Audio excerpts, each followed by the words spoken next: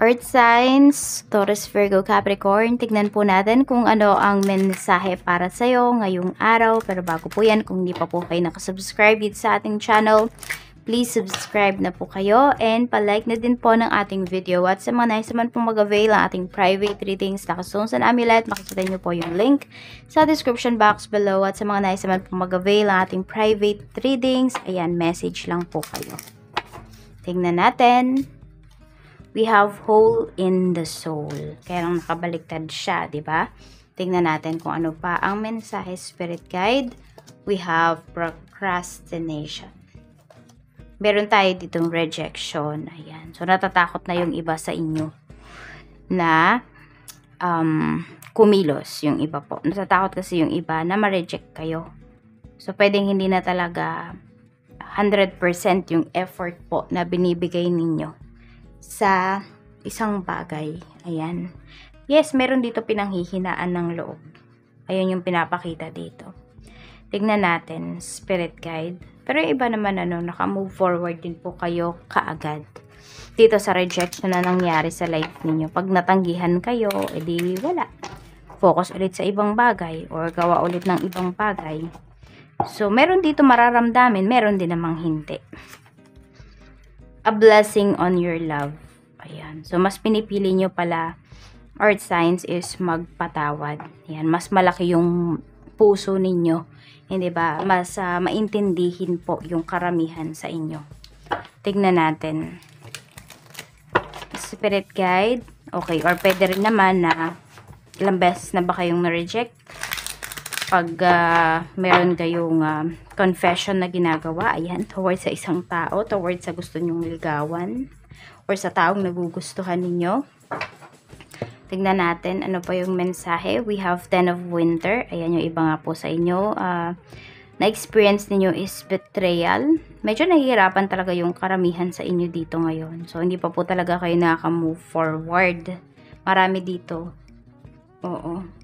Pero nandoon yung nakikita ko kasi sa inyo, earth signs, is nagbabago kayo. Gusto niyo ng pagbabago.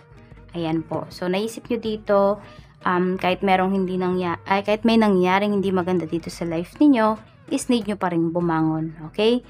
So, tingnan natin. Naniniwala pa rin kayo na kaya ninyong makabawi dito. Na, sabi nga, diba, there's a light at the end of the tunnel. We have the dreamer. Okay, pero, ayan o. So, marami po pala sa inyo dito. Hindi na kayo nagpo-procrastinate. Ibig sabihin, hindi nyo na pinipigilan, hindi nyo na hinahadlangan. Tuloy-tuloy lang kayo dito pagdating sa inyong mga pangarap.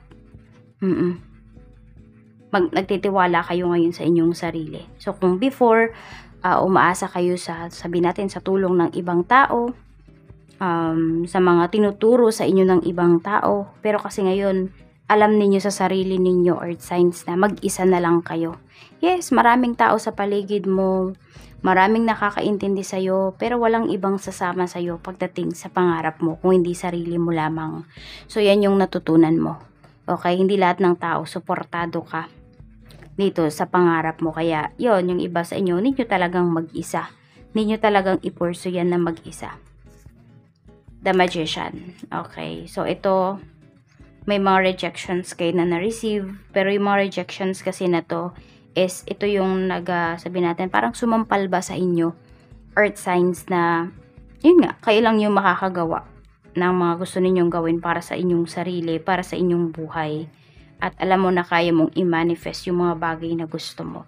So parang simula nito is di ba yung iba, kasi pag kung na-reject, pinanghihinaan talaga ng loob. Yes, dumating din kayo sa point na yun, pero mas nakita ninyo dito na dapat mas magtiwala kayo sa sarili ninyo. Kasi sarili nyo lang yung pwede ninyong pagkatiwalaan.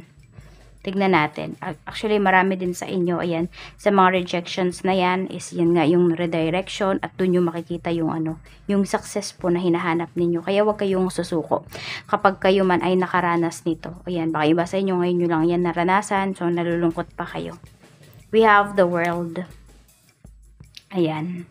So, may success talaga na paparating sa inyo dito. Hindi lang po sa material world, even po dito sa love life ninyo. Ayan. So, tama. Redirection lang talaga tong mga rejections na ito. tignan natin kung ano pa yung mensahe para sa inyo. Spirit guide, ano pa po ang mensahe natin kay Earth Signs, Taurus, Virgo, Capricorn ngayong araw na ito.